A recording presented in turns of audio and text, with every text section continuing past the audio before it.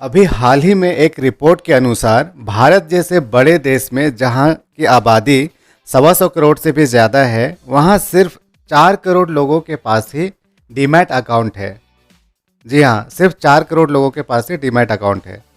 उसमें से भी केवल सिर्फ 5% लोग ऐसे हैं जो एक्चुअली ट्रेड या इन्वेस्टमेंट उस अकाउंट में करते हैं। यानी कि 125 करोड़ वाले देश में सिर्फ 2 लाख लोगों के पास ही एक्टिव ट्रेडिंग अकाउंट या फिर इन्वेस्टमेंट अकाउंट है, जिसको डीमैट अकाउंट बोला जाता है। इसको जब मैंने अपने पर्सनल लाइफ में भी देखा तो मैंने रिपोर्ट जो या फिर रिजल्ट पाया ऐसा ही।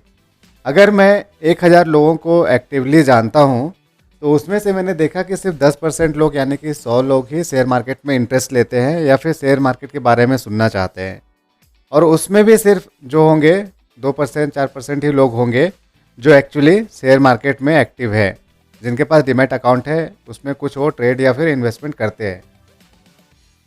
तो फिर इसका क्या रीज़न है कि इतने सारे लोग होने के बावजूद बहुत कम लोग हैं जो शेयर मार्केट में इन्वॉल्व हैं? तो इसका जो मेन रीज़न है वो है जो मार्केट को लेकर बाहर जो मिथ्स जो है, जो भ्रांतियाँ फैली हुई है, वो एक मेन रीज़न है जिसको लेकर लोग शेयर मार्केट में एंट्री नहीं करते हैं। तो सबसे पहला जो मिथ है वो है कि शेयर मार्केट एक जुआ है, एक गैम्बलिंग है। तो ये ऐसा बिल्कुल नहीं है। जो लोग ऐसा समझते हैं वो एक्चुअली शेयर मार्केट के बारे में उन्होंने थोड़ा सा भी एनालिसिस नहीं किया है, अपने आप को एजुकेट नहीं किया है शेयर मार्केट को लेकर या स्टॉक मार्केट को लेकर। फाइनेंशियल लिटरेसी की कमी है देश में, इसी के कारण लोग शेयर मार्केट से नहीं जुड़े हुए हैं या फिर उसको पसंद नहीं करते हैं, इसको जुआ बोलते हैं। इसको समझने के लिए ना मैं एक आपको एग्जांपल देता हूँ। जैसे कि अगर आप में से कोई अगर प्रोफेशनल है, कोई जॉब पे है या सपोज गवर्नमेंट जॉब पे है, तो उस गवर्नमेंट जॉब में क्या वो ऐसा ही चला गया? उसने पहली क्लास से 12वीं क्लास तक की पढ़ाई की उसने, उसके बाद फिर उसने इंजीनियरिंग किया रहेगा मे बी, या फिर ग्रेजुएशन किया रहेगा। तो 12+3 जो है 15 साल के आसपास तो उसने पढ़ाई की। उसके बाद कंपटीशन की तैयारी भी की होगी 1-2 साल सपोज। तो इस तरह से 16-17 साल तो उसने पढ़ाई करी।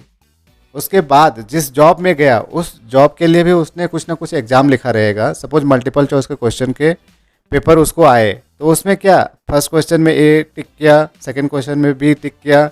इस तरह से उसने तुक्का मार के आया और वो उस तरह से उस जॉब में उस एग्ज़ाम में वो पास हो गया और उसको जॉब मिल गया? नहीं ना। तुक्के से तो नहीं हुआ, जुआ तो वहाँ पे नहीं खेला उसने, सट्टा तो नहीं खेला। उसने उसके लिए मेहनत करी, उसके लिए तैयारी की थी दिन रात। उसके बाद उस क्वेश्चन को वो सॉल्व कर पाया और उसके बदौलत वो उस जॉब पे है, आप उस जॉब पे हो। तो शेयर मार्केट भी वैसा ही है। लोग शेयर मार्केट में आते हैं और आज आए और कल उनको करोड़पति बनना है। अरे जब आपको जो 20,000 की सैलरी दे रही है उसको पाने के लिए आपको 18 साल पढ़ाई करना पड़ा, तो शेयर मार्केट में जहां आप करोड़ों कमाना चाहते हो, तो क्या आप बिना पढ़े, बिना समझे, बिना तैयारी के इतने रुपए कमा पाओगे? तो इस वीडियो को बनाने का मकसद जो है यही है, फाइनेंशियल लिटरेसी, कि शेयर मार्केट में लोग स्टार्टिंग से कैसे समझे उसको, क्या क्या टर्म्स होते हैं शेयर मार्केट में, क्या क्या चीज़ें यूज़ होती है, शेयर मार्केट क्या है, और इसको जानने के लिए, इसमें आने के लिए आपको क्या क्या समझना पड़ेगा, ताकि आप रोज़मर्रा की ज़िंदगी में जो न्यूज़ पढ़ोगे या सुनोगे या दूसरों से सुनोगे तो वो चीज़ें आपको समझ में आएंगी। वो ग्रीक्स एंड लैटिन समझ नहीं लगेगा, आपको समझ में आएगा। इस वीडियो का मकसद यही है। तो पहला चीज़ हम लोगों ने सीखा यहाँ कि जुआ नहीं है शेयर मार्केट। इसके लिए आपको एनालिसिस करना पड़ता है, थोड़ा पढ़ाई करना पड़ता है, मार्केट के न्यूज़ को समझना पड़ता है। आप पढ़े लिखे नहीं भी हो तो मार्केट के बारे में सुन के उसको एनालाइज करके आप उसके शेयर प्राइस को प्रेडिक्ट कर सकते हैं। जो दूसरा मिथ है कि शेयर मार्केट बहुत वॉलेटाइल है, तो इसको समझने के लिए मैं आपको एक चार्ट दिखाता हूँ। ये निफ्टी का है, जो बीएससी है, या इसको बीएससी का हम लोग ले लेते हैं। तो बीएससी जो स्टार्ट हुआ था वो 1991 में स्टार्ट हुआ था और आज 2020 में चल रहा है। तो इसमें आप देखो ये ग्राफ कहाँ से स्टार्ट हुआ है, ये चार्ट कहाँ से स्टार्ट हुआ है और कहाँ ऊपर तक गया है। तो अल्टीमेटली क्या ये ऊपर नहीं गया है? बीच में हाँ भले बहुत सारे उतार चढ़ाव है, लेकिन अगर आप लंबी अवधि के लिए निवेशित रहे, आप जो इन्वेस्ट कर रहे हो लॉन्ग ड्यूरेशन के लिए कर रहे हो, तो अल्टीमेटली आपको मल्टीफोल्ड्स में आपको बेनिफिट मिलेगा। आपके पैसे 4000 5000 गुना तक भी बढ़ते हैं। तो जो दूसरा मिथ निकला कि शेयर मार्केट में बहुत उतार चढ़ाव है इसलिए शेयर मार्केट में नहीं आना है, उतार चढ़ाव है लेकिन लॉन्ग रन में आपको ये प्रॉफिट या एक ही डायरेक्शन में दिखाई देगा, बढ़ता हुआ डायरेक्शन में। और एक्चुअली ऐसा भी नहीं है कि शेयर मार्केट में बहुत सारे लोग नहीं आए हैं, बहुत लोग आए भी और चले भी गए। इसका मतलब ये है कि लोग शेयर मार्केट से जुड़े लेकिन उन्होंने शेयर मार्केट की पढ़ाई नहीं की, उसको समझा नहीं शेयर मार्केट को। दूसरे के टिप पे लोगों ने शेयर खरीदना शुरू किया, बेचना शुरू किया और इस तरह से उसको ब्रोकरेज में बहुत सारे पैसे चले गए। उनका जो कॉर्पस था, जो पैसे थे शेयर मार्केट में डाले हुए, वो डूब गए, उनका हाथ जला हुआ है और इस तरह से वो निकल गए। तो आपको वैसा भी नहीं करना है। इस वीडियो में समझने का मकसद यही है कि आप ऐसे चीज़ों से दूर रहे। तो ये हम लोगों ने देख लिया कि बहुत सारी चीज़ें हैं जो शेयर मार्केट में लोग जुड़े नहीं हैं। अब हम जानने की कोशिश करेंगे कि शेयर मार्केट में ऐसा क्या है कि लोगों को आना चाहिए, शेयर मार्केट में निवेश करना चाहिए। ये बाकी जो बाकी इंस्ट्रूमेंट्स है सेविंग्स के या फिर पैसे बनाने के, उससे अलग क्यों है, या फिर शेयर मार्केट में आप क्यों आओ।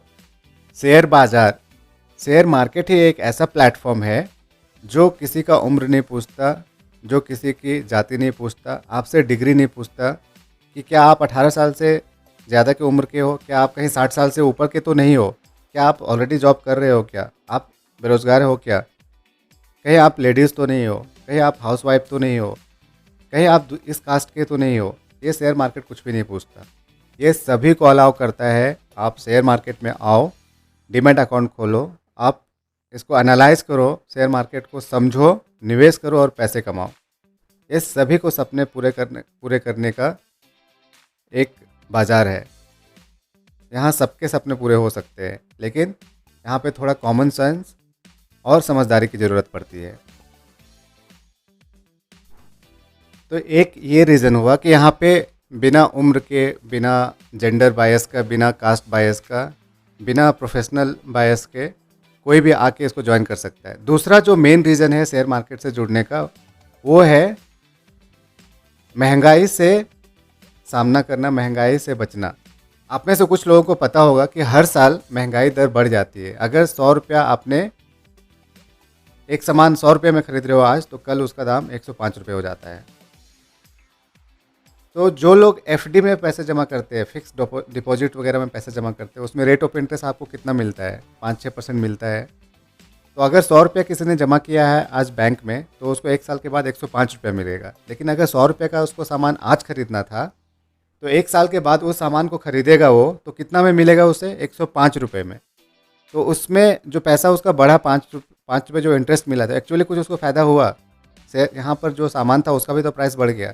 तो एक्चुअली जो पैसा 100 रुपये कल था, लास्ट ईयर था, अगले साल उसका वैल्यू वहीं का वहीं रह गया। तो इसी चीज़ से बचने के लिए आपको एक मौका देता है शेयर मार्केट या स्टॉक मार्केट। यहाँ पे जो आप शेयर खरीदोगे उसमें जो इंटरेस्ट फिक्स तो नहीं रहता है, लेकिन जो आपको रिटर्न मिलता है वो इससे कहीं ज़्यादा होता है। 15, 20, 25, 30, 50%, 4000% तक, उससे भी ज़्यादा तक शेयर भागते हैं, उतना उनमें ग्रोथ होता है। एक और रीज़न क्या हो सकता है कि जो आप एफडी में पैसे डालते हो, उसमें जो इंटरेस्ट मिलता है आपको, उसमें भी गवर्नमेंट आपसे टैक्स लेती है।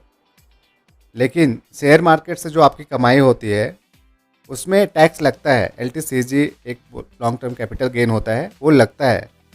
लेकिन क्या है कि वो अगर आपने 1 लाख से ज़्यादा पैसे कमाए हैं तो फिर आपको उसमें टैक्स लगता है।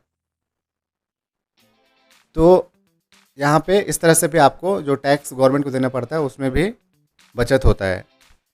तो यहाँ पे एक टर्म आपने एक नया चीज़ क्या सीखा? LTCG, long term capital gain. तो ये कब होता है? जब आप शेयर आज खरीदे हो और उसको 1 साल के बाद बेच रहे हो, उसको बोला जाता है लॉन्ग टर्म कैपिटल गेन। तो फिर आपने जब शेयर खरीद लिया और उसको अपने पोर्टफोलियो में रखे हो, तो उससे आपको प्रॉफिट कैसे होगा? जिस कंपनी का शेयर आप खरीदोगे, उस शेयर का प्राइस जब ऊपर जाएगा तो आपके पास अगर एक शेयर है किसी कंपनी का 100 रुपये में लिया हुआ है और 1 साल के बाद उसका प्राइस 150 रुपये हो जाता है, तो 50 रुपये का आपको प्रॉफिट होगा। इसी तरह से कंपनी आपको एक और तरीके से भी पैसा कमाने का मौका देती है, आपको एक और तरीके से आपको पैसा देती है, डिविडेंड के रूप में। तो डिविडेंड क्या होता है? एक कंपनी पे निर्भर करता है कि डिविडेंड वो कंपनी दे या नहीं दे, लेकिन डिविडेंड अगर मिलता है तो वो भी टैक्स फ्री होता है। 10 लाख तक जो डिविडेंड मिलता है किसी को, उसमें टैक्स नहीं लगता है। तो अगर आपको एक साल में 10 लाख जो पैसे है डिविडेंड के रूप में आया है, तो वो टैक्स फ्री है, आपको गवर्नमेंट को 1 रुपये भी टैक्स के रूप में नहीं देना है। तो एक ये बड़ा रीज़न है। तो डिविडेंड के बारे में हम बात कर रहे हैं, एक यहाँ पे टर्म आपको समझ में आ गया डिविडेंड क्या है। तो डिविडेंड जो वो मैंडेटरी नहीं है। एक चीज़ जान लो आप कि कंपनी ने एक बार डिविडेंड दे दिया एक क्वार्टर में, तो हर क्वार्टर में देगी या फिर अगले साल उसी क्वार्टर में देगी, ऐसा कुछ नहीं है। वो कंपनी के प्रॉफिट पे और कंपनी के पॉलिसी पे डिपेंड करता है कि आपको डिविडेंड वो देने वाली है या नहीं। इसी तरह से जो डिविडेंड मिलता है, आपने सुना रहेगा कि 100% डिविडेंड देता है। कोई कंपनी अगर 100% डिविडेंड देता है तो वो जो शेयर होता है उसका करंट प्राइस होता है उस पर 100% नहीं देता है। यानी कि अगर आपने शेयर 100 रुपये में ख़रीदा है तो 100 रुपये का 100%, 100 रुपये आपको डिविडेंड के रूप में नहीं मिलेगा, वो मिलता है फेस वैल्यू पे। किसी भी शेयर का जो करंट प्राइस रहता है मार्केट में, जो आपको दिखाई देता है, आप देखते हो कि मार्केट आज इतना में क्लोज कर रहा है, इतना में ट्रेड कर रहा है, वो उसका मार्केट का उस समय का प्राइस है। लेकिन उसका एक अलग प्राइस होता है फेस वैल्यू, उस पर डिविडेंड मिलता है। तो हम अब एक नया टर्म समझने की कोशिश कर रहे हैं कि फेस वैल्यू किसी भी शेयर का क्या होता है। फेस वैल्यू को हमें डिटेल में समझने के लिए एक एग्जांपल की ज़रूरत पड़ेगी। सपोज हम एक एग्जांपल लेते हैं एक पर्सन का जिसका नाम है बिस्किट वाला, और उसके पास 2 करोड़ रुपए थे और उसने 2 करोड़ से एक फैक्ट्री बनाई और वहाँ पे वो बिस्किट का प्रोडक्शन करता था और अपने आसपास के जगहों में बेचता था। मार्केट जो उसका था, उसका डिस्ट्रिक्ट हो सकता है, वहाँ पे कंज्यूम होता था। अब उसका जो है पब्लिसिटी हो गया, वो बिस्किट चल गया मार्केट में, लोगों को अच्छा लगा, तो दूसरे डिस्ट्रिक्ट वाले भी उसके बारे में जान गए और उसका डिमांड फीडबैक मिलने लगा कि इसको आप दूसरे जगह पे भी क्यों नहीं बेचते हैं। तो इस तरह से उसे दिमाग में आया कि मेरे पास तो इतने पैसे थे, तो कुछ फंड रेजिंग करके क्यों ना मैं एक और फैक्ट्री लगाऊं और वहाँ पे एक बिस्किट की एक और फैक्ट्री लगाऊं और वहाँ से ज़्यादा प्रोडक्शन करके ज़्यादा प्रॉफिट बनाऊं। तो अभी क्या है, वो बैंक के पास जाके कर्ज नहीं लेना चाहता है, तो सबसे पहले वो कहाँ जाएगा, अपने दोस्तों और परिवार के दूसरे लोगों से मिलेगा।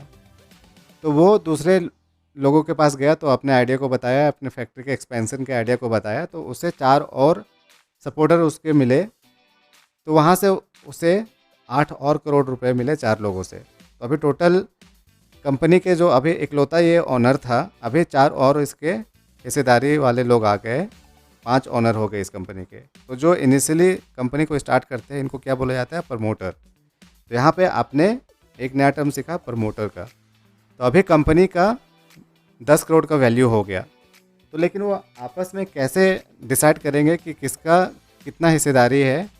यहाँ पे सपोज फैक्ट्री का 4 मशीन है, तो एक एक मशीन सबका है क्या, 4 कमरे हैं तो सबको एक एक कमरे है, 10 यहाँ पे दूसरे मशीन से तो सबके 2-2 मशीन है क्या।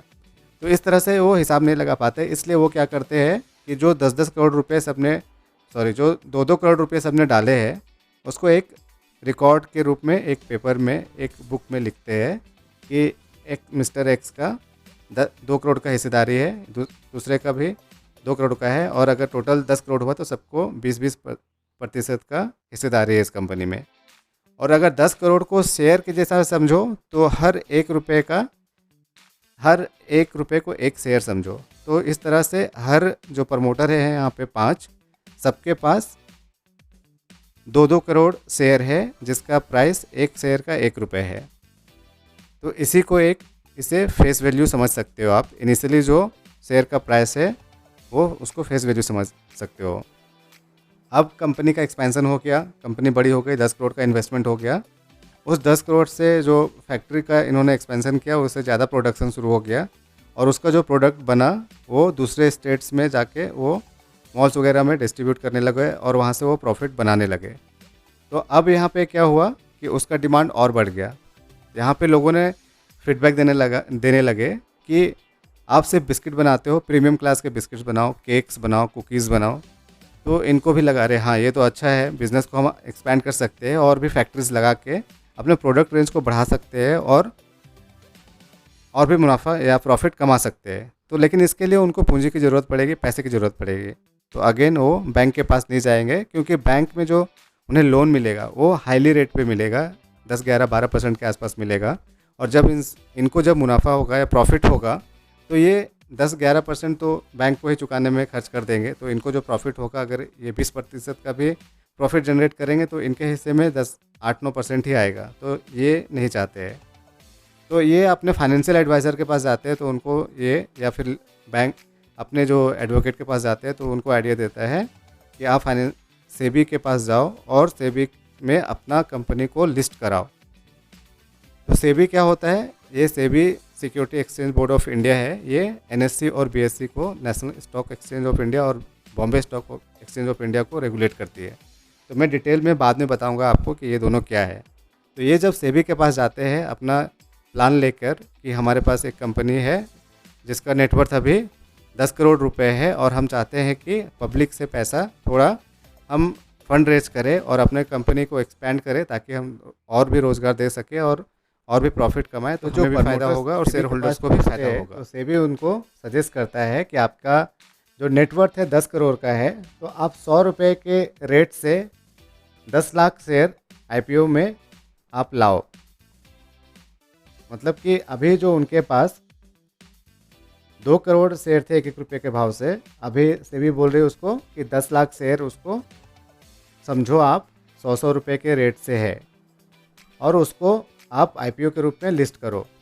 तो पूरा का पूरा 100% तो वो आईपीओ में नहीं लाएंगे, वो सपोज इसका 30% पब्लिक ऑफरिंग करेंगे, यानी कि 3 लाख शेयर को वो पब्लिक में ऑफर करेंगे at the rate of 100 rupees each. तो वो आईपीओ में जो इसको क्या बोला जाता है, आईपीओ इश्यू प्राइस, तो वो अनाउंस कर देते हैं सभी जगह, न्यूज़पेपर वगैरह में, न्यूज़ में, कि बिस्किट वाले का शेयर आ रहा है 100 रुपीज़ ईच शेयर के भाव से। और लोग जैसा कि जान रहे थे कि इनका प्रोडक्ट बहुत अच्छा था, तो जो मार्केट में इसका वैल्यू है 100 रुपये से भी ज़्यादा लोग देने के लिए तैयार है। तो जिस दिन ये कंपनी का आईपीओ आएगा, एक्चुअली वो प्रीमियम में लिस्ट होगा। ये भले इश्यू हुआ था 100 रुपीज़ में, लोग लेकिन ज़्यादा देखकर इसको खरीदने के लिए तैयार है। तो वहाँ पे शेयर मार्केट में इसका जो लिस्टिंग होगा, एक्चुअल जो पहला दिन ट्रेड होगा, वो सपोज 150 रुपये में हो जाता है। तो उसको बोलते हैं लिस्टिंग प्राइस।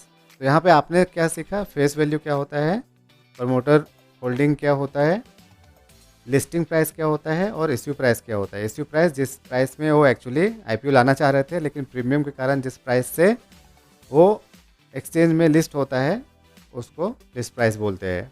तो अभी जो प्रमोटर्स थे, उनके जो 5 इनिशियली जो प्रमोटर्स थे, उनके पास 70% शेयर रह गया, उनके पास 7 लाख शेयर रह गया, और उसका एक शेयर का दाम 150 रुपये हो गए।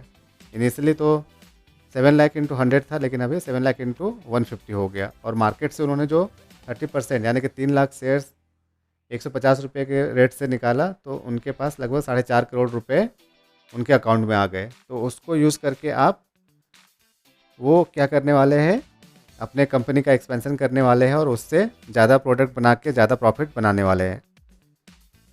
तो ये हो गई आईपीओ कैसे आता है, और प्रमोटर होल्डर्स कौन होते हैं। तो यहाँ पे जो फेस वैल्यू था इनिशियली, जो 1 रुपये का पर शेयर के भाव से जब लिस्टिंग नहीं हुई थी कंपनी, उस पर जब भी ये कंपनी डिविडेंड देगी अपने शेयर होल्डर्स को, तो वो फेस वैल्यू पे ही देती है। जैसे अगर ये कंपनी सपोज 100% डिविडेंड डिक्लेयर करती है, तो 100% 150 रुपये का 100% वो डिविडेंड नहीं देगी। वो फेस वैल्यू जो इनिशियली इनका जो रिकॉर्ड में जो रिकॉर्ड में इनका प्राइस लिखा हुआ था 1 रुपये पर शेयर, उस पर 100% यानी कि 1 रुपये का 100% 1 रुपये डिक्लेयर करेगी। अगर आपके पास 10 शेयर है 150 रुपये के रेट से, तो आपको 10 रुपये का डिविडेंड मिलेगा। लेकिन ये जो डिविडेंड होता है वो फिक्स नहीं होता है कि कंपनी को हर क्वार्टर में या हर ईयर में देना ही है। ये डिपेंड करता है कंपनी पे। तो यहाँ पर जो इन्होंने आईपीओ लाया, उसके बाद मार्केट में 30% जो इन्होंने रिलीज़ किया अपना शेयर, तो अभी उसको खरीदने वाले बहुत तरह के लोग हो सकते हैं। जिसने 100 रुपये में आईपीओ ख़रीदा था, जब इसका 150 रुपये हो गया तो हो सकता है वो किसी तीसरे को बेच दे, तो वहाँ पे तीसरा पर्सन कोई ख़रीद सकता है 150 में, और उसको लग रहा होगा कि यहाँ से कंपनी और प्रॉफिट करेगा तो वो अपने पास रखेगा। अगर 100 सपोज उसका डिमांड और बढ़ने लगा तो प्राइस का, शेयर का जो है उसका प्राइस बढ़ता जाएगा। तो इस तरह से जो किसी भी शेयर का, किसी भी कंपनी के शेयर को खरीदने वाले को भी कुछ टर्म्स में बांटा गया है, मतलब बोला जाता है अलग अलग टर्म्स, जैसे RII यानी कि रिटेल इंडिविजुअल इन्वेस्टर। तो हम और आप जो इंडिविजुअल है, जो आईपीओ अप्लाई कर रहे हैं, उनका वैल्यू अगर 2 लाख से कम है तो उसको RII बोलते हैं, रिटेल इंडिविजुअल इन्वेस्टर बोलते हैं। इसी तरह से अगर कोई इंडिविजुअल है जो 2 लाख रुपए से ज़्यादा का शेयर होल्ड करता है उस कंपनी में, तो उसको HNI बोला जाता है, हाई नेट इन्वेस्टमेंट वाले रिटेल इन्वेस्टर। ये भी रिटेल इन्वेस्टर ही होते हैं। और तीसरे टाइप का जो बायर्स होते हैं शेयर्स का, उसको क्या बोला जाता है DII, यानी कि डोमेस्टिक इंस्टीट्यूशनल इन्वेस्टर्स। तो आपको अगली बार ये टर्म्स सुनाई देगा तो समझ में आना चाहिए कि क्या है ये सब। तो DII क्या होते हैं? वो जो म्यूचुअल फंड्स का आपने नाम सुना रहेगा, तो जो म्यूचुअल फंड हाउस होते हैं, जो फंड मैनेजर होते हैं, वो लोग को DII बोला जाता है अगर वो इंडिया में रजिस्टर्ड है तो। इसी तरह से दूसरा एक टर्म होता है FPI, फॉरेन पोर्टफोलियो इन्वेस्टर्स। तो वो क्या होता है? जो दूसरे देश के म्यूचुअल फंड या फिर बड़े इन्वेस्टर्स है, अगर दूसरे देश में रजिस्टर्ड है और इंडिया के शेयर में 10% से कम का हिस्सा खरीदते हैं तो उसको FPI बोला जाता है। और इसी तरह से दूसरे देश का एक कोई फाइनेंशियल इंस्टीट्यूशन है, अगर इंडिया के किसी शेयर में 10% से ज़्यादा का हिस्सा खरीदता है तो उसको FII बोला जाता है, यानी कि फॉरेन इंस्टीट्यूशनल इन्वेस्टर्स उसको बोला जाता है। तो आपने यहाँ पे RII, HNI और DII, FPI और FII सीखा। इसको थोड़ा एक्साइटिंग बनाने के लिए ना मैं आपको एग्जांपल देता हूँ डीमार्ट का। डीमार्ट का जब IPO आया था ना, तो वो उसका इश्यू प्राइस था 299 रुपये का। इसका मतलब कि अगर आप शेयर अगर IPO अप्लाई किए हो और अगर IPO आपको मिल गया तो 299 रुपये पर शेयर के हिसाब से आपको मिल गए होते। और उसी दिन जो लिस्टिंग हुई थी उसकी 600 रुपये से भी ज़्यादा पे हुए थे, तो उसका 600 रुपये में भी लिस्टिंग हुआ, तो एक ही दिन में आपको 300 का 600 मिल रहा है, मतलब पैसा डबल हो गया, 100% रिटर्न हुआ। और अभी मई जो है 2020, अभी जो डीमार्ट का प्राइस चल रहा है शेयर का, वो है 2360 रुपये के आसपास, यानी कि 300 रुपये में कहाँ इश्यू हुआ था ये इसका शेयर, और अभी जो है इसका प्राइस 2400 के आसपास है। तो 6 गुना यानी कि 600% का रिटर्न आपको इसमें मिला है। तो शेयर मार्केट है ना रिटर्न देने वाला, ये सही जगह है ना इन्वेस्ट करने वाला। अभी मैंने 2 और टर्म यूज़ किए थे, BSE और NSE। ये दोनों क्या है? स्टॉक एक्सचेंज है। यहाँ पे बहुत सारे कंपनीज अपने शेयर को लिस्ट करके रखे हुए हैं। इसको आप समझने के लिए एक मंडी या शेयर बाज़ार को समझ सकते हैं, जैसे कि संडे बाज़ार होता है, वेडनेसडे बाज़ार होता है, तो वहाँ पे अलग अलग तरह के लोग सब्जियाँ अपनी बेचते हैं। तो उसी तरह से NSE BSE 2 बाज़ार है, 2 मार्केट है, आप समझ सकते हो। और इसमें अलग अलग कंपनीज़ के शेयर यहाँ पे लिस्टेड है दोनों जगह पे। आप इन दोनों में से कहीं से भी खरीद सकते हो। तो जिस तरह से आपको सब्जी खरीदने के बाद आपको किसी थैले में रखना पड़ता है, उसी तरह से अगर आप शेयर मार्केट से इन NSE BSE से आपने शेयर खरीदा, तो आपको वो शेयर रखने के लिए एक कोई अकाउंट रखना पड़ेगा, प्लेस होल्डर रखना पड़ेगा। उसको बोला जाता है डीमैट अकाउंट, डीमैटेरियलाइज्ड अकाउंट। जैसे आपका सेविंग अकाउंट होता है, उसमें पैसे का लेन देन का जिक्र रहता है कि आपने इतने पैसे डाले वहाँ पे, इतने निकाले इस डेट को, तो उसी तरह से डीमैट अकाउंट में डिटेल होता है कि आपने किस कंपनी का शेयर खरीदा है, किस कंपनी का शेयर बेचा है, कितने में खरीदा था, कितने में बेचा था, और किस डेट को खरीदा या बेचा था। तो ये बात हो गई शेयर खरीदने और बेचने की, और आप कैसे खरीदोगे। तो अब बात हुई डीमैट अकाउंट खुलवाने की। तो डीमैट अकाउंट कहाँ खुलवा सकते हो आप? डीमैट अकाउंट आप खुलवा सकते हो किसी बैंक में। अब हर बैंक, जो ICICI बैंक, SBI बैंक, सबका इनका डीमैट अकाउंट का डिपार्टमेंट है। आप उनके डीमैट का जो डिपार्टमेंट है वहाँ से अकाउंट खुलवा सकते हो, या फिर जो नॉन बैंकिंग भी कुछ कंपनीज़ है जो डीमैट अकाउंट ओपन करवा सकते हो उनसे, जैसे कि शेर खान है, दूसरा है ज़ीरोधा, तो इनमें भी आप ऑनलाइन ही आप अप्लाई कर सकते हो डीमैट अकाउंट ओपन करने के लिए।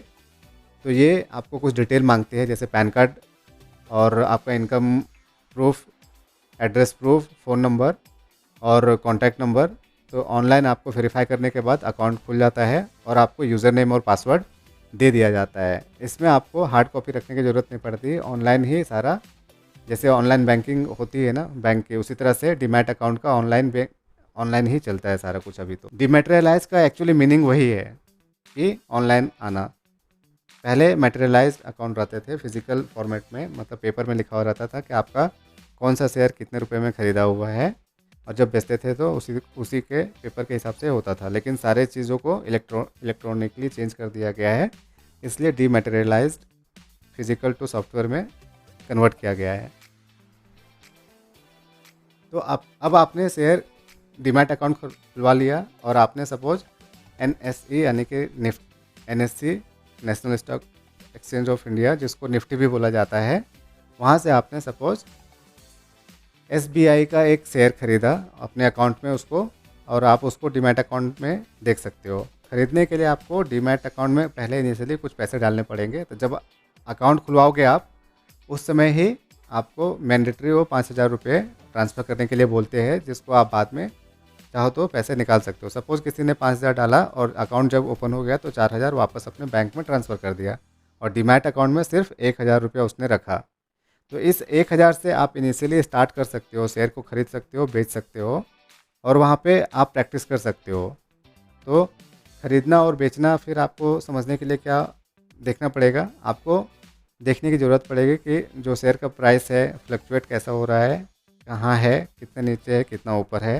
इस तरह से आप खरीद जो बिक्री कर रहे हो ना, उसमें भी 2 तरह का उसको टर्म यूज़ किया जाता है, इंट्राडे और डिलीवरी। तो इंट्राडे का मतलब इसे इंट्राडे, डे के अंदर, एक दिन के अंदर ही आपने खरीदा और उसी दिन आपने बेच दिया।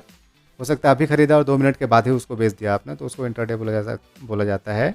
या फिर आज ही खरीदा और आज ही बेच दिया, उसको इंट्राडे बोला जाता है। अगर लेकिन आपने शेयर आज खरीदा और आज के बाद बेचा, कल बेचा या 1 साल के बाद बेचा या 5 साल के बाद बेचा, उसको डिलीवरी बोला जाता है। तो अभी मार्केट खुलने का टाइम क्या होता है, जहाँ पे आप एक्चुअली ट्रेड कर सकते हो, 24 घंटे आप नहीं कर सकते हो। तो जो मार्केट इंडिया में मार्केट ओपन होने का टाइम है वो है 9:15 बजे से लेकर 3:30 बजे तक। 9:15 बजे से पहले भी मार्केट खुला हुआ रहता है एक्चुअली, 9 से 9:15, लेकिन उसको बोला जाता है प्री ओपन सेशन, और वहाँ पे आपको ख़रीदारी करने की इजाज़त नहीं होती है, आप ऑर्डर नहीं डाल सकते हो। वहाँ पे सेटलमेंट होता है एक्चुअली, और 3:30 बजे से 4 बजे के बीच में भी ऑर्डर नहीं डाला जा सकता है, क्योंकि वहाँ भी सेटलमेंट होता है। तो आप शाम को 4 बजे से लेकर 9 बजे, सुबह के 9 बजे तक आप ऑर्डर डाल सकते हो, लेकिन वो एग्जीक्यूट नहीं होगा। वो एग्जीक्यूट कब होगा, 9:15 बजे से लेकर सुबह शाम को 3:30 बजे के बीच में ही एग्जीक्यूट होगा। तो ये हुआ मार्केट ओपन और क्लोज होने का टाइम। और एक मैंने टाइम यहाँ पे स्लॉट छोड़ दिया 3:30 से 4 बजे के बीच, ये भी जो आपके डीमैट अकाउंट प्रोवाइडर्स है उनका सेटलमेंट का टाइम होता है, तो उसमें भी ऑर्डर नहीं डलता है। तो आप यहाँ पे इंट्राडे वर्ड समझ गए कि इंट्राडे क्या होता है और डिलीवरी क्या होता है। तो इंट्राडे को जो काइट है, जीरोधा का अकाउंट है, उसको MIS यानी कि मार्जिन इंट्राडे स्क्वायर ऑफ बोला जाता है, कि आप आज ही खरीद के आज ही बेच रहे हो। और जो डिलीवरी में खरीदते हो, CNC जिसको बोला जाता है, उसको कैश एंड कैरी बोला जाता है, यानी कि आज खरीदो आप और उसको कल बेचो या बाद में बेचो। तो जो जीरोधा और शेर खान जैसे जो डीमैट अकाउंट आपको प्रोवाइड करा रहे हैं, उसको डिपॉजिटरी भी बोला जाता है। आपको सीखना पड़ेगा कि आपने अगर जीरोधा में अकाउंट खुलवाया है तो शेयर कैसे खरीदना है, कैसे बेचना है। तो ये अगर डिटेल में आपको देखना है तो नीचे डिस्क्रिप्शन में एक लिंक दिया हुआ है कि जीरोधा का जो अकाउंट है उसको कैसे यूज़ करते हैं। जीरोधा का डीमैट अकाउंट जो है आपका खरीद और बेचने के लिए जो ट्रेडिंग अकाउंट है, उसको कैसे यूज़ करते हैं, वहाँ उस वीडियो से आप डिटेल में समझ सकते हैं। हाँ, जो हम इंट्राडे बोल रहे हैं उसमें जो ये डीमैट प्रोवाइडर्स रहते हैं आपको लेवरेज देते हैं। यहाँ पे हम लोग एक वर्ड यूज़ कर रहे हैं, लेवरेज। तो वो लेवरेज का मतलब क्या होता है कि अगर आपके अकाउंट में 1,000 रुपये है तो वो 10 टाइम्स लेवरेज देते हैं, यानी कि आप 1,000 के जगह पे 10,000 का शेयर खरीद के बेच सकते हो। लेकिन ये थोड़ा रिस्की होता है, क्योंकि आपको उसी दिन बेच के निकलना पड़ता है, उसको आप कैरी फॉरवर्ड नहीं कर सकते हो नेक्स्ट डे के लिए, नहीं तो आपको वहाँ पे चार्जेस देने पड़ते हैं एक्चुअल जितना भी शेयर का कॉस्ट होगा उतना आपको पे करना पड़ेगा। तो इसलिए इंट्राडे उतना रिस्की होता है, प्रॉफिट देता है आपको लेकिन रिस्की होता है। तो हम यहाँ इन्वेस्टमेंट के बारे में बात कर रहे हैं, लॉन्ग टर्म के इन्वेस्टमेंट के बारे में बात कर रहे हैं। अब हम लोग दो और टर्म सीखने का या समझने की कोशिश करेंगे। पहला है स्प्लिट का, शेयर स्प्लिट या स्टॉक स्प्लिट का, और दूसरा है शेयर में बोनस मिलना। तो शेयर स्प्लिट का मतलब होता है कि जो अभी शेयर प्राइस चल रहा है जितना में, उसको स्प्लिट किया गया, उसको सपोज़ हाफ कर दिया गया उसका प्राइस। तो उसमें आपके वैल्यू में कोई आपका जो अमाउंट है, पैसे जो आपके अकाउंट में डीमैट अकाउंट है, उसका वैल्यू जो पैसे का होगा उसमें कुछ भी चेंज नहीं होगा। सपोज़ अभी कुछ दिनों पहले तक SBI का एक शेयर का प्राइस बढ़ के 3,000 रुपये तक हो गया था। लेकिन उससे क्या हो रहा था कि जो रिटेल इन्वेस्टर्स थे, छोटे छोटे इन्वेस्टर्स थे, एक शेयर खरीदने के लिए उनको सोचना पड़ता था कि 3,000 रुपये है। तो इसलिए जो SBI के प्रमोटर्स होंगे मे बी, उन्होंने क्या सोचा कि इसको स्प्लिट कर दिया जाए ताकि रिटेल इन्वेस्टर भी इसमें पार्टिसिपेट कर सके। तो इन्होंने क्या किया, जो 3,000 का एक शेयर था उसके बदले में उन्होंने 10 शेयर को शेयर में स्प्लिट कर दिया। यानी कि अगर आपके जो डीमैट अकाउंट है उसमें एक शेयर था SBI का, तो वो स्प्लिट होकर आपको 10 दिखाई देने लगेगा। मतलब आप एक शेयर के ऑनर थे तो आपको दिखाई देने लगेगा कि आप अब 10 शेयर के ऑनर है। लेकिन वैल्यू में कुछ भी चेंज नहीं हुआ था। आपके अगर उसका वैल्यू 3,000 रुपये था एक शेयर का, तो 10 शेयर का 300 इंटू 10 इक्वल टू 3,000 ही था उसका वैल्यू। तो इसको बोलते हैं स्प्लिट। इसमें वैल्यू में कोई भी चेंजेस नहीं होता है। एक दूसरा कॉन्सेप्ट है जिसको बोला जाता है बोनस का। तो वो क्या होता है, बोनस क्या होता है, कंपनी जब प्रॉफिट होता है, कंपनी को बहुत ज़्यादा प्रॉफिट होता है या फिर कंपनी अपने इन्वेस्टर्स को खुश करना चाहते हैं, तो जैसे कंपनीज देते हैं ना बोनस अपने एम्प्लॉयज़ को, उसी तरह से ये अपने शेयर होल्डर को, अपने इन्वेस्टर्स को बोनस देती है। जैसे सपोज 1:2 या फिर सपोज 1:3 बोनस देने का SBI ने अनाउंस किया। तो इसका मतलब क्या होगा कि एक बोनस मिलेगा शेयर 3 शेयर के बदले में। अगर किसी के डीमैट अकाउंट में 3 शेयर है SBI का, तो SBI कंपनी आपको एक एक्स्ट्रा शेयर फ्री में देने वाली है। तो आपके अकाउंट में अगर 3 शेयर थे 300 रुपये के रेट से, तो जिसका वैल्यू 900 रुपये था, तो कंपनी आपको एक शेयर और उसमें क्रेडिट कर देगी। तो आपके अकाउंट में हो जाएंगे 4 SBI के शेयर, जिसका वैल्यू हो जाएगा 1,200 रुपये। आपको 300 रुपये का वहाँ प्रॉफिट होगा। तो ये स्प्लिट और बोनस आपको समझ में आ गया, दोनों अलग चीज़ें हैं। बोनस में आपको बोनस मिलता है, पैसा एक्स्ट्रा होता है। स्प्लिट में जितना वैल्यू रहता है उतना ही रहता है, सिर्फ नंबर ऑफ शेयर बढ़ जाता है। तो अब इसमें क्या है, बोनस में क्या होता है कि एक रिकॉर्ड डेट होता है। कंपनी अनाउंस करती है कि इस डेट तक आपके अकाउंट में, डीमैट अकाउंट में शेयर होना चाहिए, तभी आपको बोनस के लिए एलिजिबल हो आप, तभी आपको बोनस मिलेगा। तो एक रिकॉर्ड डेट आपने यहाँ पे कॉन्सेप्ट समझा। तो अब एक नेक्स्ट जो क्वेश्चन निकल के आता है कि मैंने डीमैट अकाउंट खुलवा लिया है, मैंने शेयर भी खरीद लिया है, लेकिन इसके जो न्यूज़ या फिर इसका ओपन प्राइस, क्लोज प्राइस का डिटेल आसानी से कहाँ से देख सकते हैं। तो इसके लिए कुछ न्यूज़ चैनल है, जैसे कि CNBC आवाज़ हिंदी में है, और दूसरा चैनल है जी बिज़नेस, जहाँ पे आप ये सारे इन्फॉर्मेशन पा सकते हो आसानी से, स्टॉक के रिलेटेड न्यूज़ देख सकते हो आप। और दूसरा, अगर आप ऑनलाइन देखना चाहते हो, खुद से पढ़ना चाहते हो, तो एक बहुत ही वेबसाइट है, देसी वर्जन है बहुत सारे वेबसाइट्स का, उसका नाम है moneycontrol.com। तो आप moneycontrol.com में जाकर वहाँ पे बहुत सारे टैब्स है, वहाँ पे एक सर्च बार भी है, क्लिक करके आप शेयर्स का डिटेल देख सकते हैं वहाँ पे आसानी से, कि वहाँ पे ओपन प्राइस कितना है शेयर का, क्लोज प्राइस कितना है, उसका प्रीवियस डे का क्लोज प्राइस कितना था, आज का हाई उस शेयर का कितना तक प्राइस गया था, लो कितना तक गया था, ये सारे डिटेल वहाँ पे देख सकते हैं। इसी तरह से लेफ्ट साइड में आप देखोगे तो बहुत सारे यहाँ पे आपको टैब्स मिलेंगे कि फंडामेंटल एनालिसिस यहाँ पे देख सकते हो, फ्यूचर एंड ऑप्शन देख सकते हो, न्यूज़ देख सकते हो, कंपनी का और भी बहुत सारी चीज़ें देख सकते हो यहाँ पे। तो यहाँ पे मैंने एक वर्ड यूज़ किया, फ्यूचर एंड ऑप्शन। तो अभी आप इसका टेंशन मत लो, आप दूसरे वीडियो बनेंगे, जो दूसरा वीडियो होगा थोड़ा एडवांस होगा, उसमें मैं आपको बताऊंगा कि फ्यूचर एंड ऑप्शन क्या होता है। तो यहाँ पे अभी हम लोगों ने देख लिया कि कंपनी ने अपना IPO लाया और उसके बाद लोगों को शेयर मिला IPO के थ्रू, और शेयर जो है बाज़ार में लिस्टेड हो गया। इसमें थोड़ा सा दो टर्म और है, उसको हम यूज़ कर लेते हैं, समझ लेते हैं कि अगर इनिशियली कंपनी ने आईपीओ ले आया और उनको और भी एक्सपेंशन की ज़रूरत पड़ी तो वो क्या करेंगे। तो फिर उनको बैंक के पास जाना पड़ेगा, लोन लेना पड़ेगा, या फिर उनके पास जो प्रमोटर होल्डिंग वाले शेयर्स है उनको मार्केट में बेचेंगे। तो उससे क्या होगा कि उनके पास पैसा तो आ जाएगा लेकिन जो क्रेडिट होता है कंपनी का वो कम हो जाएगा। इसका मतलब क्या हुआ कि अगर कोई भी प्रमोटर अपना हिस्सेदारी बेचने लगता है तो लोगों को क्या लगता है कि प्रमोटर को ही अपने कंपनी पे भरोसा नहीं है, इसलिए उसके पास जो शेयर्स है वो बेच के निकल रहा है।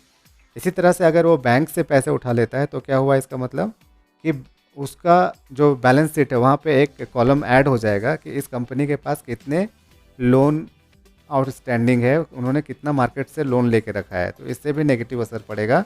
लोग लोन वाले या फिर जो बहुत ज़्यादा कर्ज पे डूबे वाले बहुत ज़्यादा जो लोन लेके बैठे हुए उस कंपनी पे निवेश करना नहीं चाहते हैं। तो इन चीज़ों से बचने के लिए क्या है कि एफपीओ लाते हैं वो। तो ये एफपीओ क्या होता है, जो ऑलरेडी किसी शेयर का आईपीओ आ चुका है और उस कंपनी को और पैसे की ज़रूरत है, तो एफपीओ यानी कि फॉलो अपॉन पब्लिक ऑफरिंग करके फिर से शेयर्स लाते हैं मार्केट में। मतलब कि अगर किसी कंपनी के 10 लाख शेयर्स थे तो वो सपोज 5 लाख और शेयर मार्केट में ला रही है, तो वो एफपीओ के थ्रू ला सकती है इनिशियली। अगर फ्यूचर में किसी तरह से और भी ज़रूरत पड़े पैसे का या फिर कंपनी को और भी एक्सपेंड करना है, इंटरनेशनली बनाना है, तो फिर राइट इश्यू एक वर्ड होता है, उसके थ्रू वो अपना शेयर का जो क्वांटिटी है उसको बढ़ा सकता है मार्केट में। जैसे कि राइट इश्यू अभी रिलायंस ने अपना राइट इश्यू लाया है और उसके थ्रू उन्होंने 53,125 करोड़ का राइट इश्यू ला के उन्होंने पैसे जुड़ाए हैं अपने कंपनी को डेट फ्री बनाने के लिए।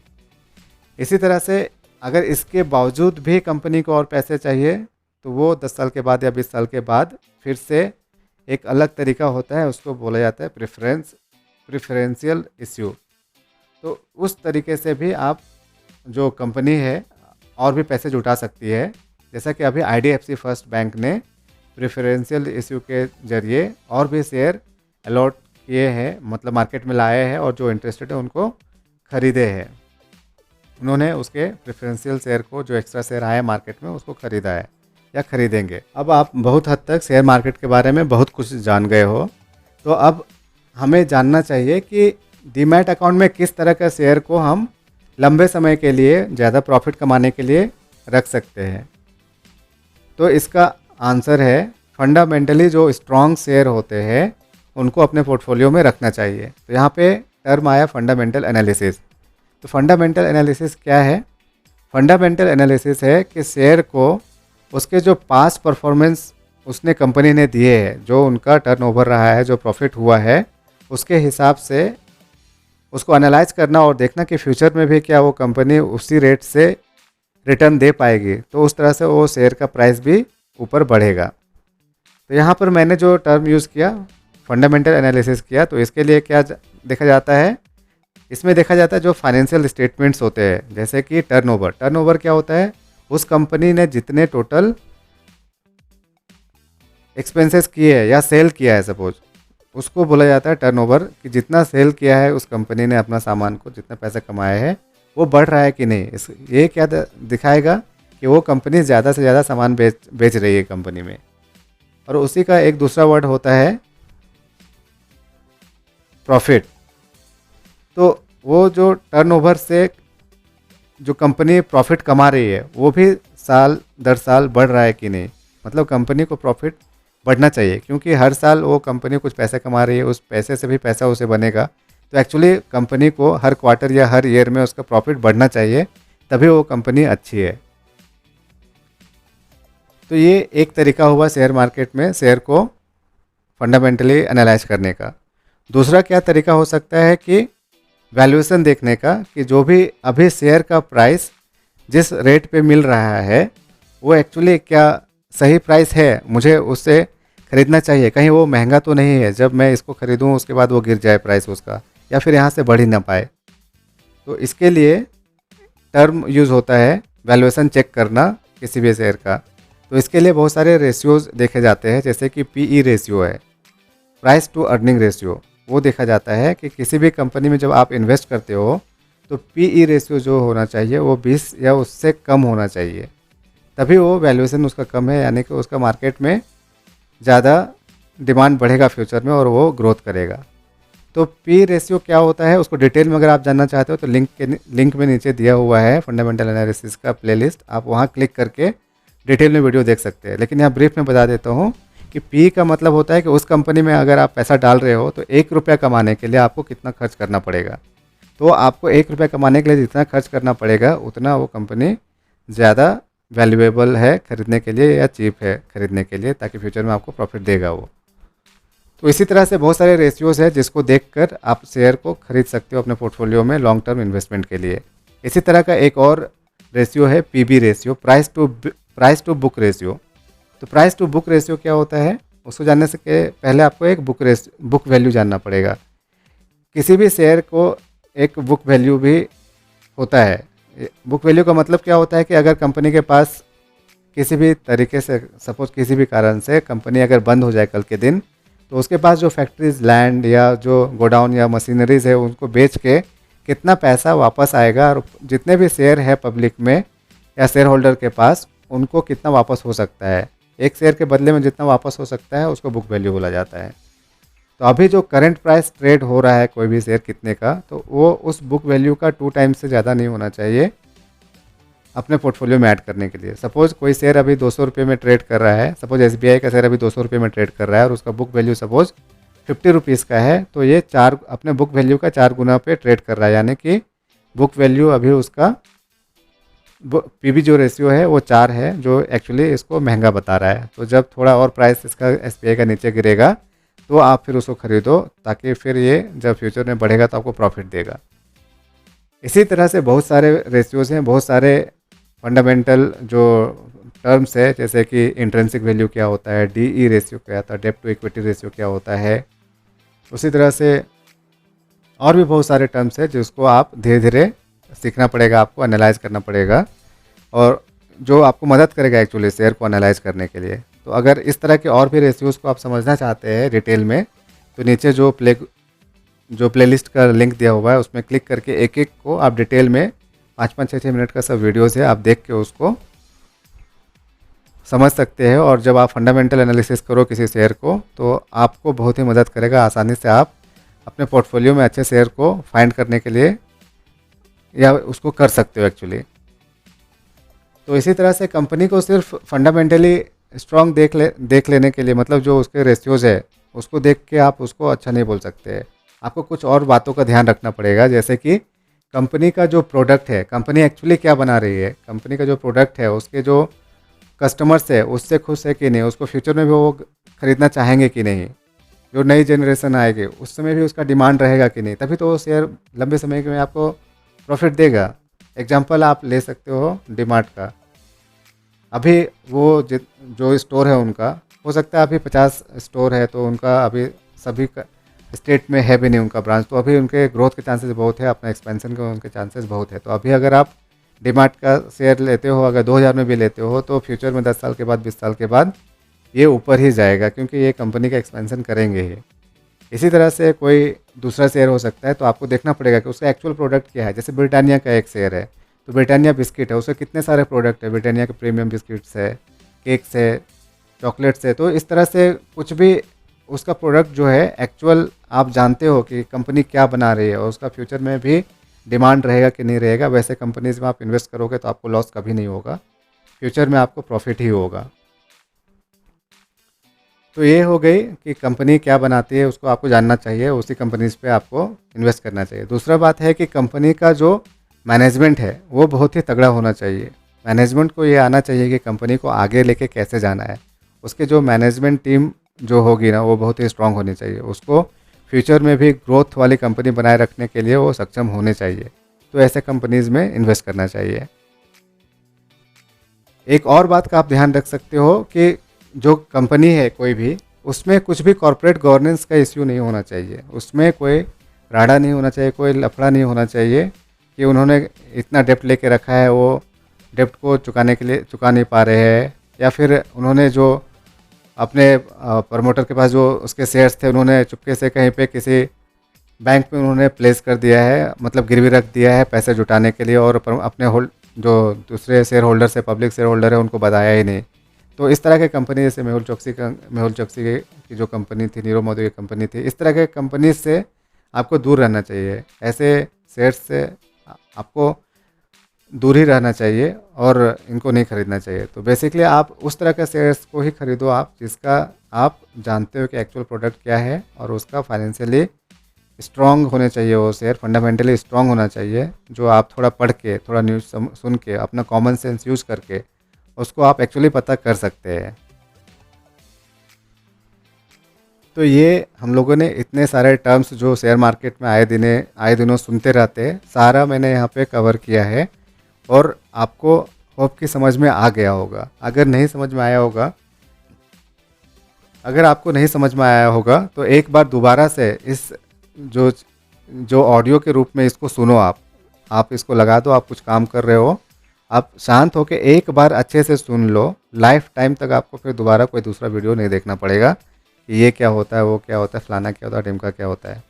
तो एक बार आप इसमें 1 घंटा, जो आधा घंटा 1 घंटा जो भी लग रहा है, उतना देर वीडियो देख लिए, तो कल से आप फुल फ्लेज मार्केट में उतर सकते हो। आपको सभी चीज़ें पता रहेंगी, और जब भी सुनोगे तो आप उसको को रिलेट कर सकते हो कि एक्चुअली वो क्या बोल रहा है सामने वाला, और इससे आपको क्या सीख लेनी है। उसको आपको, जो आप इन्वेस्टर बन रहे हो या ट्रेडर बन रहे हो, तो उसका आपके लिए क्या मायने रखता है, वो चीज़ें समझ में आएगी। इसी तरह की और भी इन्फॉर्मेटिव और इन्फॉर्मेशनल वीडियोस आपको अगर देखना है, तो जो मेरे नीचे बाकी जो शेयर वाले वीडियोस है, जो एडवांस वाले हैं, ऑप्शन चेन कॉल पुट जो एनालिसिस है, फ्यूचर एंड ऑप्शन जो है, या फिर फंडामेंटल एनालिसिस, या इंट्राडे के लिए जो इंडिकेटर वाले वीडियोस है, उनको एक एक करके आप देख सकते हो, और शेयर मार्केट में अपनी पकड़ को मजबूत बना सकते हो, ताकि आप शेयर मार्केट से आसानी से पैसे इंट्राडे या फिर लॉन्ग टर्म में कमा सकते हो। तो आपको इसी तरह का और वीडियो चाहिए तो चैनल को लाइक कीजिए, अपने दोस्तों के साथ शेयर कीजिए, सब्सक्राइब कीजिए, और नीचे जो बेल आइकन दिया हुआ है उसको प्रेस कर दीजिए, ताकि जब भी मैं इस तरह के इन्फॉर्मेटिव वीडियो डालूं तो आपके पास नोटिफिकेशन पहुंचे कि मैंने एक इन्फॉर्मेटिव वीडियो डाला है, तो आप उसको देख सको और उसका आप फ्री में लाभ उठा सको। थैंक यू, धन्यवाद।